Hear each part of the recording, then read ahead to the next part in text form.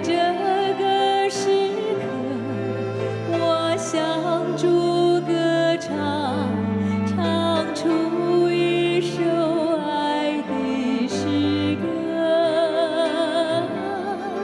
在这个时刻，我高举双手，向我的主高举双手，欢唱我爱的主，欢唱我爱的主，欢唱我爱的主，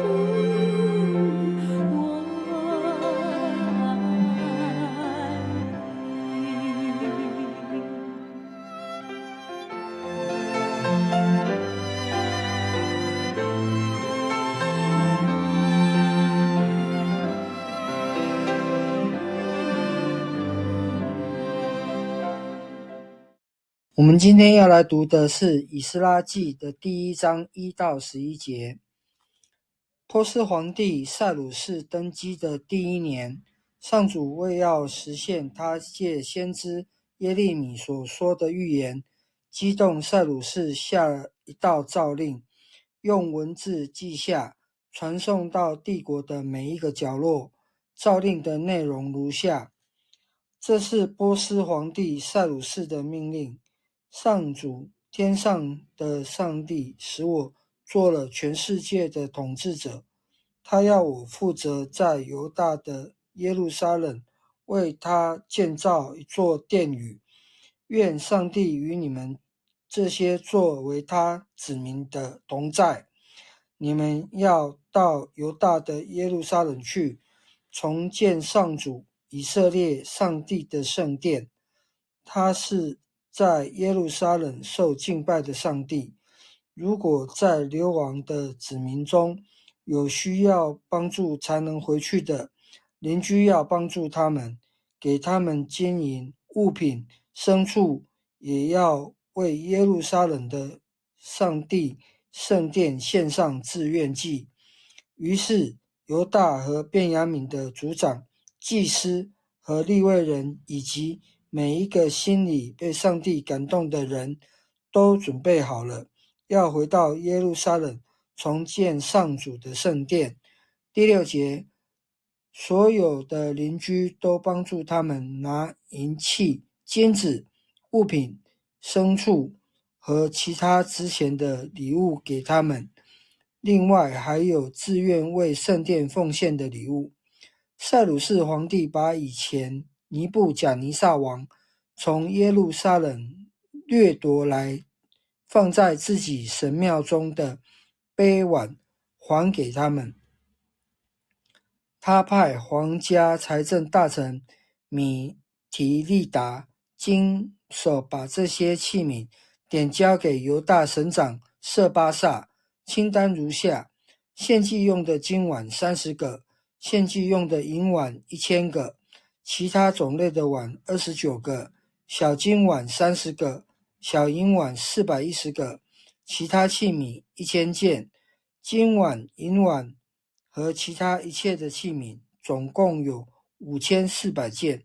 流亡的人从巴比伦回来时，舍巴萨把这些器皿都带到耶路撒冷。我们今天要来分享的是以斯拉记，主题是上帝的作为大过一切。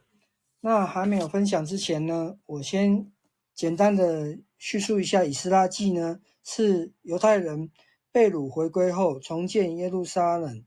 恢复信仰生活的历史书。本书记载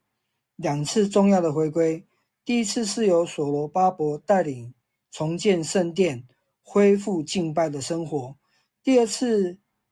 由文士以斯拉带领，着重于教导律法并处理犹太人与外邦人的通婚问题，带领百姓回归到敬虔的生活。那我们今天分享之前呢，的主题是上帝的作为大过一切。那上帝的作为是透过耶利米的预言，然后说给塞鲁士国王来听，然后让塞鲁士心里面得到了一种感动，然后下了一道命令，让以色列人回去重建圣殿。那上帝借着耶利米所说的话，感动塞鲁士王的心，也就是说，连外邦人的君王都在上帝的掌管之下，是很神奇的事情。因为我们以为只有以色列人的国王才是能够被感动的人，那外邦人的国王其实也是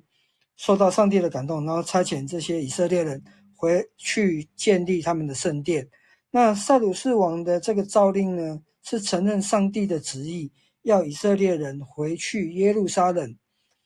重建圣殿，这是犹太人从被俘虏的重要的一个起点。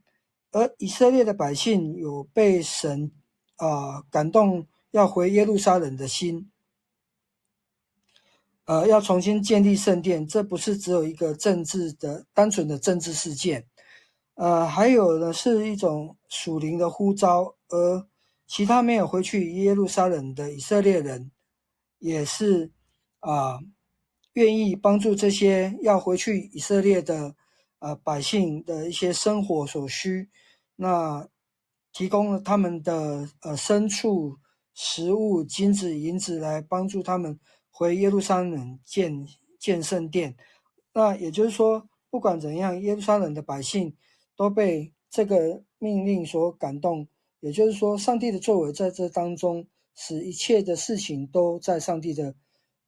带领之下在进行着。那这当中也有提到巴比伦王尼布甲尼撒当年夺